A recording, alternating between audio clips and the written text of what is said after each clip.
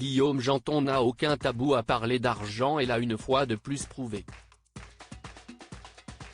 Cette semaine, le chroniqueur et entrepreneur de 31 ans est à l'honneur dans le magazine Public, édition du 25 novembre 2022.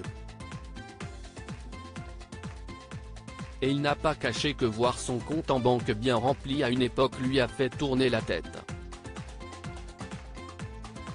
C'est en 2015 que Guillaume Janton a lancé sa première boîte de production baptisée Janton Productions. Depuis, le nombre s'élève à 7, un sujet qu'il avait évoqué à l'occasion d'une interview pour Technicart en septembre dernier. Je démarre en vendant des petits sujets à Énergie 12, C8.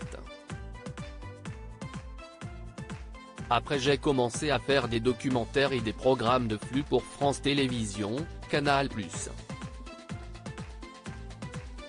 Ensuite, en 2019, j'ai monté Kennedy Agency, spécialisée dans l'habillage 3D des émissions, la création graphique, la réalité augmentée. Là on travaille avec Amazon, Netflix, Endemol, TF1. J'ai aussi une boîte de communication pour les entreprises, Blondinet, et un studio d'édition musicale, La Gamme, spécialisé dans les musiques pour la télévision. L'idée étant de maîtriser entièrement la chaîne de production, confiait-il notamment. En outre, Guillaume Janton officie en tant que chroniqueur dans Touche pas à mon poste depuis fin 2020. Et cette année, il a rejoint Virgin Radio pour animer la matinale à la place de Manu Payet. Son morning sans filtre, il le partage avec Diane Lair et Fabien Delettre. Le public l'a donc bien vite compris, son quotidien est plus que chargé. En terminant TPMP à 21h20, je me couche vers minuit. Et me lève à 4h30. Je sors donc moins.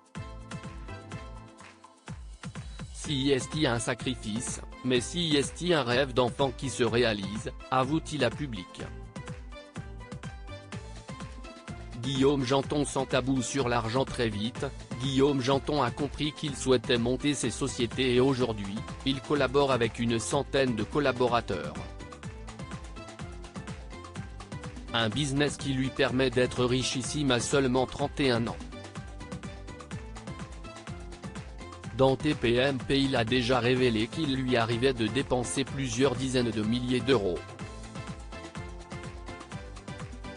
Une déclaration qui n'a pas fait l'unanimité. Quand vous gagnez le salaire minimum alors que vous travaillez dur et qu'une personne dit toucher 20 ou 100 fois plus, ça génère de la frustration. L'argent divise notre société.